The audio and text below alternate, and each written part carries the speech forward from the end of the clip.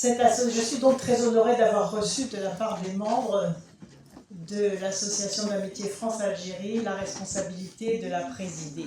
Et c'est la première fois que je prends la parole à ce titre. Fondée en 1963, vous le savez, mais j'ai plaisir à le redire, au lendemain de l'indépendance de l'Algérie, à l'initiative de Germaine Tillon, j'y reviendrai, avec le soutien du général de Gaulle, vous œuvrez depuis plus de 60 ans au développement du dialogue, de l'amitié, de l'échange, de la compréhension mutuelle et surtout de la recherche de perspectives communes, et là est le plus important.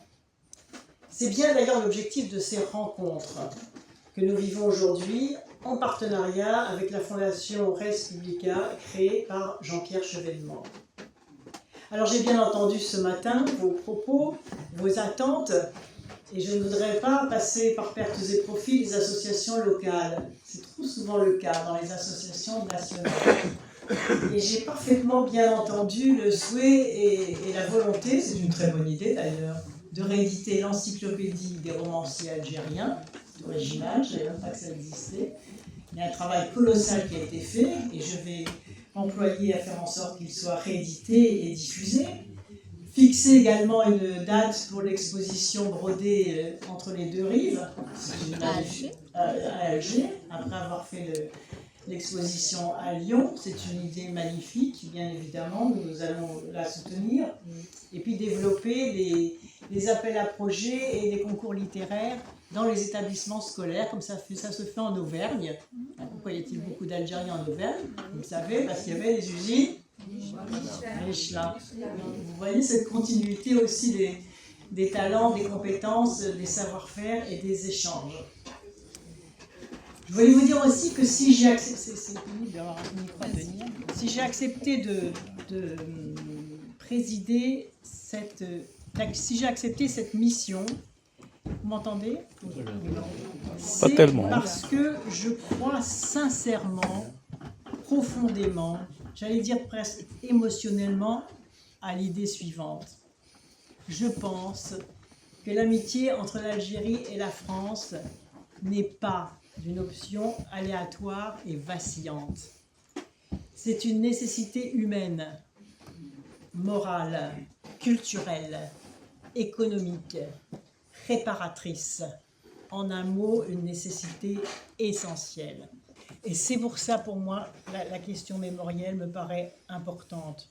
Ce ne doit jamais être un champ d'exploitation politicienne ou de falsification de l'histoire.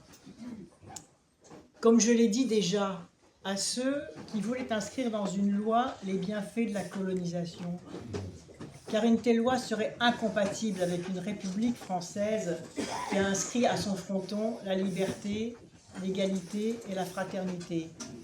Je me suis à ce moment-là farouchement opposée à ce projet législatif. Et puis je suis allée à Dakar, à un autre moment de ma vie politique, il n'y a pas très longtemps, pour excuser le discours indigne de celui qui avait déclamé au même endroit Dakar. En plus, c'est mon pays natal, c'est ma ville natale. Donc je me devais d'y aller. Donc je me suis excusée devant les Sénégalais contre ce discours indigne, disais-je, de celui qui avait déclamé que l'Afrique n'est pas entrée dans l'histoire. Alors même que notre ancêtre commune, Lucie, est en Éthiopie. Et je l'ai même rencontré, en quelque sorte, avec les chercheurs. C'est pareil pour l'Algérie, il faut tout restituer, il faut tout rendre. Et alors on s'interroge sur les coûts budgétaires de telle ou telle action, ça ne coûte rien, et pourtant ça n'est pas fait. Eh bien moi je pense qu'il faut le faire, et rapidement, et je ferai tout ce qui est en mon pouvoir à la tête de cette association pour soutenir celles et ceux qui agissent dans cette direction. Je voudrais bien sûr que tous les objets qui sont réclamés depuis longtemps par l'Algérie, de cette figure majeure de la résistance algérienne du 19e siècle, l'émir Abdelkader, que ces objets puissent être restitués. Ils sont déposés dans plusieurs institutions, mais essentiellement là, sa tente, son sabre, son fusil, son Coran. et d'autres objets conservés par plusieurs institutions. Mais comment se fait-il que le canot Baba Merzoug, pris en 1830 et installé à Brest, ne soit toujours pas restitué? Je vais voir ça avec le maire de Brest, pour que ce soit fait dans les meilleurs délais. Et bien sûr, plus tragiquement, la totalité des dépouilles des résistants algériens et des crânes, au-delà de ces quelques unités qui ont été chichement rendues.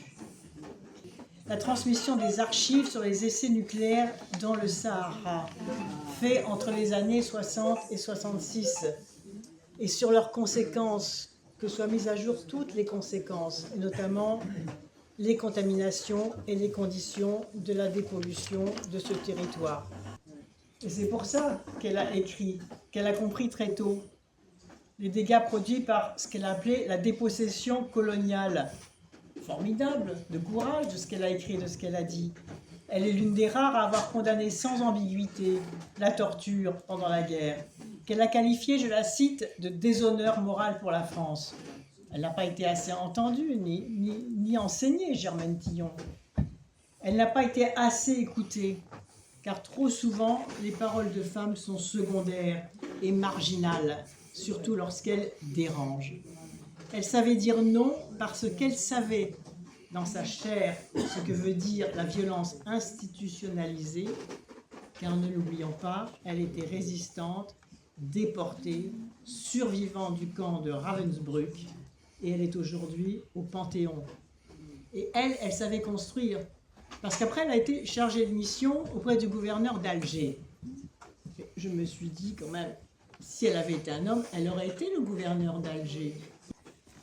Et donc, on l'a entendu ce matin, tout à l'heure, dans les brillantes interventions sur le développement économique, la relation entre l'Algérie et la France peut devenir, j'en suis certaine, créatrice, enthousiasmante, avec les générations qui vivent passionnément, qui créent, qui innovent, avec les entreprises qui coopèrent. Une relation gagnante, une relation énergique, une relation volontaire sur les deux rives, dans bien des domaines. L'entrepreneuriat, l'agriculture, la santé, le numérique, les énergies renouvelables, je reprends ce que vous avez dit, hein, les industries vertes, la décarbonation, tout ce que je connais tellement bien en tant que présidente de la COP 21, et tout ce qui devrait aller beaucoup plus vite. C'est vrai qu'il y a des perspectives de développement considérables. L'habitat, le tourisme, l'eau, le traitement des déchets, le transport et bien d'autres encore. La Chambre de commerce France-Algérie, son président Michel Bissac, que je citais tout à l'heure, y est particulièrement engagé. Et je voudrais ici l'en féliciter et lui dire que chaque fois que je pourrai être utile, je le ferai. Le président du CREA, Kamel Moula, que j'ai eu au téléphone aussi, avec lequel j'ai échangé aussi, très engagé et prêt vraiment à soutenir toutes ces actions.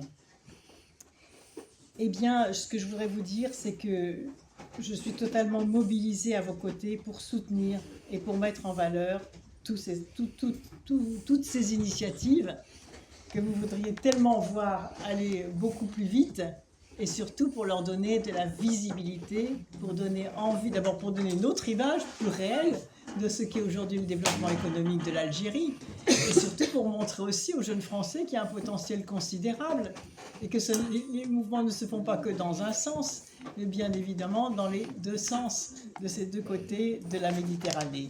Voilà, pour terminer, je voudrais partager avec vous cette belle petite phrase de Kadeb Yassine: « L'avenir n'est pas à attendre, il est à prendre ». Alors prenons le temps.